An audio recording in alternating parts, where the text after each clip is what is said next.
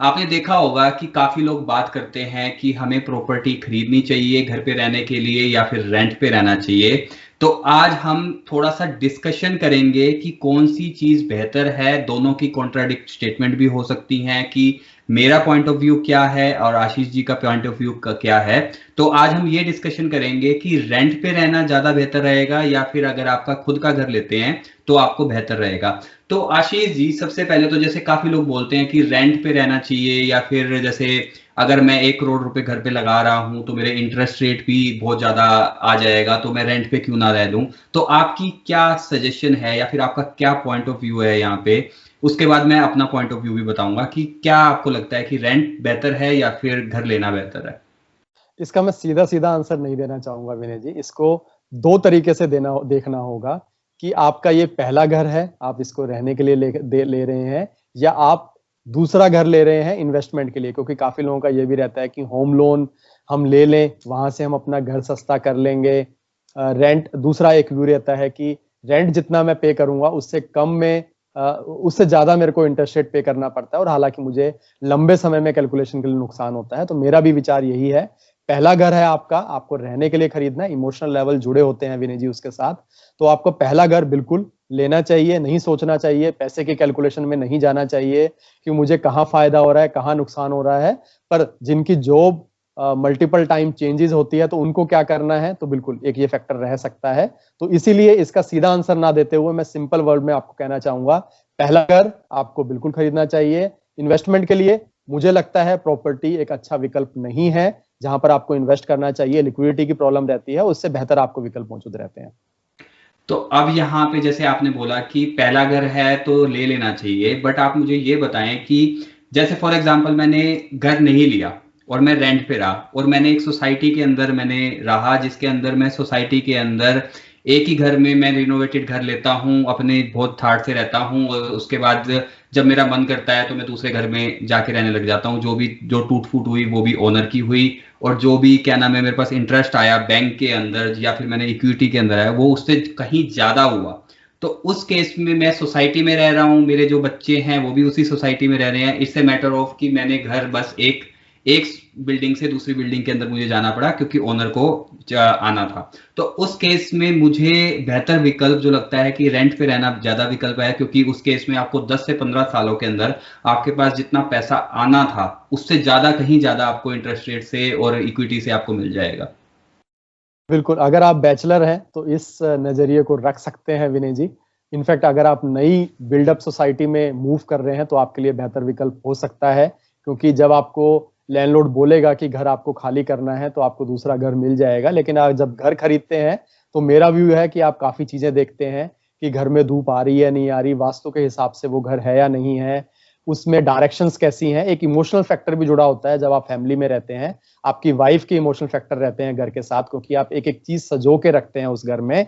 आपके बच्चों का एक इमोशनल फैक्टर जुड़ा होता है। तो बिल्कुल जब आप अपना घर चेंज करेंगे, रेंट पे जाएंगे, तो ये सारी चीजें आपको फिर से देखनी है। नई सोसाइटी है, कम ऑक्यूपाइड है, तो आपके लिए बिल्कुल बेहतर विकल्प है। लेकिन जैसे जैसे आप लंबे समय एक सोसाइटी में रहेंगे तो उस केस में ये सारे विकल्प मिलना, वास्तु के हिसाब से अच्छा होना, धूप आना, और इमोशनल फैक्टर जो मैंने बताया, आपने घर को पर्दों को सजाया है, पेंट कराया है अपने हिसाब से, वॉलपेपर्स आपने लगाए हैं, तो और साथ में आप जब घर खाली करते हैं तो आपको एक हेजल्स के साथ गुजरना पड़ता है।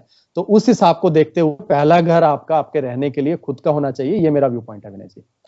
चलो अब हम ये बात करते हैं कि चलो हम इस पे मैं ज्यादा डिस्कशन नहीं करूंगा कि पहला घर तो चलो इमोशनल अटैचमेंट होती है।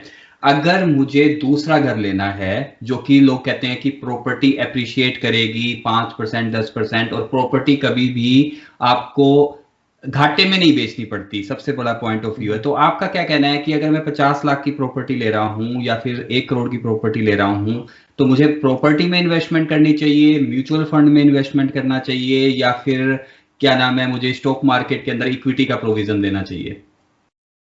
आपको पर्सनल फाइनेंस को ध्यान रखना चाहिए। आपका सारा का सारा पैसा एक जगह इन्वेस्ट नहीं होना चाहिए। जो लोग सिर्फ और सिर्फ प्रॉपर्टी में इन्वेस्ट करते हैं वो एक गलती करते हैं कि वो डाइवर्सिफिकेशन नहीं करते।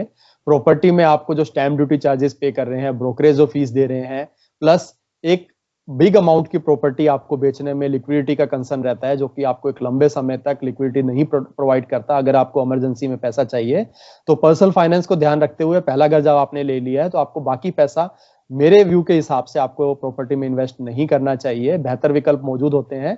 और जैसा आपने बोला कि प्रॉपर्टी कभी आपको नेगेटिव रिटर्न नहीं देती है, आपको ये समझना होगा अपॉर्चुनिटी कॉस्ट के बारे में भी, क्योंकि प्रॉपर्टी के साथ कोई लोग लॉस में सेल करने को तैयार नहीं होते, पर वो इसी बात के साथ ये चीज भूल जाते हैं कि अगर 5 साल प्रॉपर्टी के रेट नहीं बढ़े तो वो एक अपॉर्चुनिटी कॉस्ट को लूज कर रहे हैं, क्योंकि आपका पैसा जो है नेगेटिव रिटर्न देना शुरू कर देगा, क्योंकि आपने उस पर इंटरेस्ट तो जोड़ा नहीं है। तो उस हिसाब को देखते हुए, और दूसरी चीज, प्रॉपर्टी अगर आपको लगता है तो बढ़ती है, इसका मतलब यह है कि जब भी प्रॉपर्टी में डिमांड आती है उस केस का मतलब यह है कि प्रॉपर्टी को खरीदने के लिए काफी लोग हैं, लोगों के पास उतना पैसा है, प्रोस्पेरिटी है ऑल ओवर इंडिया में, या आप जिस एरिया की बात कर रहे हैं। और मैं कहूंगा जब प्रोस्पेरिटी आती है वो जॉब लेके आती है, इंडस्ट्री के अंदर डिमांड लेके आती है, क्योंकि घर खरीदने से पहले लोग अपने घरों में पेंट भी करवाते हैं, रेस्टोरेंट में खाना भी खाते हैं, मूवीज भी देखते हैं, अपनी एक गाड़ी भी खरीदते हैं। इनफैक्ट काफी लोग तो प्रेफर करते हैं कि पहले कार होनी चाहिए उसके बाद मैं अपना घर खरीदूंगा। तो ओवरऑल इंडस्ट्री में प्रोस्पेरिटी आएगी, घर बनेंगे, टाइल्स भी बिकेंगी, सीमेंट भी बिकेगा, सरिया भी बिकेगा। तो उस केस में अगर आपको लगता है कि प्रॉपर्टी अच्छा इन्वेस्ट देगा, तो जब जब हम पिछली पूरी हिस्ट्री को उठा के चलें तो इक्विटी ने बेहतर रिटर्न दिए हैं, अगर प्रॉपर्टी के प्राइस भी बढ़े हैं, तो मुझे लगता है कि दूसरे घर की बजाय आपको अपना जो पैसा है वो आपको इक्विटी में इन्वेस्ट करना चाहिए, और वहां इन्वेस्ट करके बिल्कुल अच्छे रिटर्न को प्राप्त कर सकते हैं। लेकिन एक दूसरा काउंटर क्वेश्चन आप विनय जी ये कर सकते हो कि होम लोन लेके हम लोग अपना पैसा जल्दी डबल कर पाते हैं, क्योंकि अगर आपने अपना 40 लाख रुपए लगाया, 60 लाख रुपए आपने लोन के थ्रू लगाया, जिसमें आपने कम इंटरेस्ट रेट लेके आपने पैसा लगाया है और आपने टैक्स का बेनिफिट भी लिया है, लेकिन वहां पर आप एक रिस्क भी अपने साथ एसोसिएट कर रहे हैं कि अगर प्रॉपर्टी के प्राइस नहीं बिक बढ़े, आपकी जॉब चली गई, तो उस केस में बिल्कुल आपका घर बिक भी सकता है, आपको भारी नुकसान भी हो सकता है और दिवाले भी हो सकते हैं।